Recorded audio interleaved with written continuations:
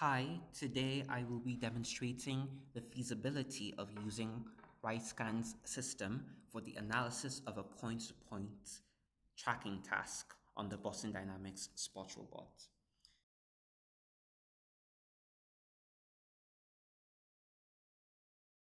In training sample 6, I deliberately included some irregularities in the training data. For instance, in training sample 6, there was some random noise in the measurement of the joint angles, as well as timing jitter and some package losses in the communication. RideScan was able to analyze all of these different effects and accordingly gave training sample 6 a higher RISQ score than the other files.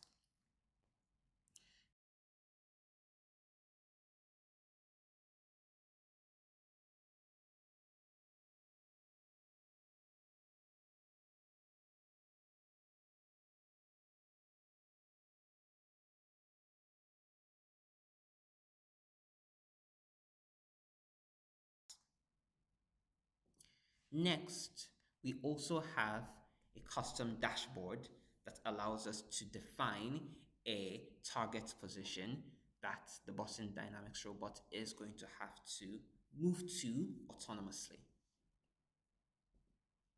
So we run the Isaac Sim simulation and we see the robot is able to stand up on its own. And then we give the robot a particular target position. For this demonstration, the Boston Dynamics Spot robot has been calibrated for the robot moving in a straight line for 2 meters. So first, we give it a target position of coordinate 2, 0 in Cartesian space. As we can see, the error starts going down at a constant rate. This is because the robot has been calibrated to move at a constant velocity, and we see in the simulation the robot moving forward. Now the robot has reached its task, and as we can see, it is currently uploading the mission data to RideScan for inference.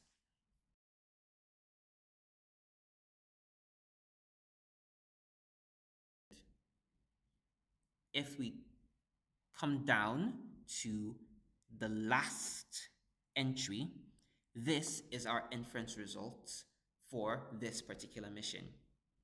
Now we can see that the RideScan API allocated a RISQ score of 0.01. This is because the inference task was the same as a training task. So it would be sensible for RideScan to give it a low RISQ score.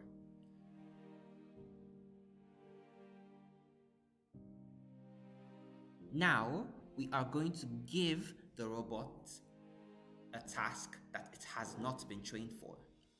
We are going to let it to move in a horizontal direction. So we will now give it a target position of 2, 4.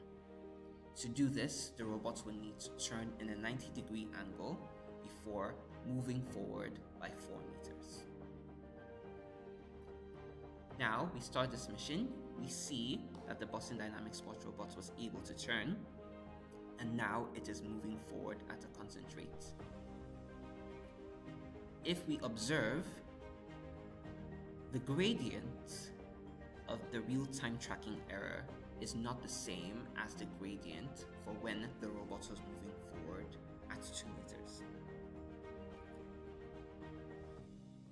Once this training task has been completed, RideScan will be able to analyze this deviation from the baseline performance and give it an appropriate RISQ score. Currently, the dashboard is sending the mission data to RideScan for inference.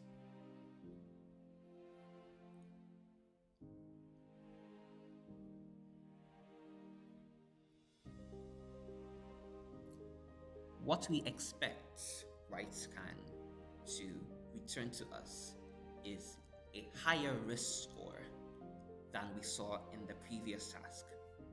Previously, we had a risk score of 0.01. So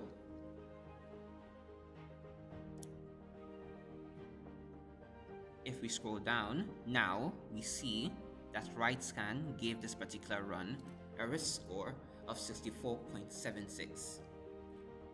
This demonstrates that when RideScan has been calibrated correctly for the robots, where you give it clean and repeatable data, then any deviation from the baseline performance, RideScan will be able to identify this and give it an appropriate risk score. Thank you.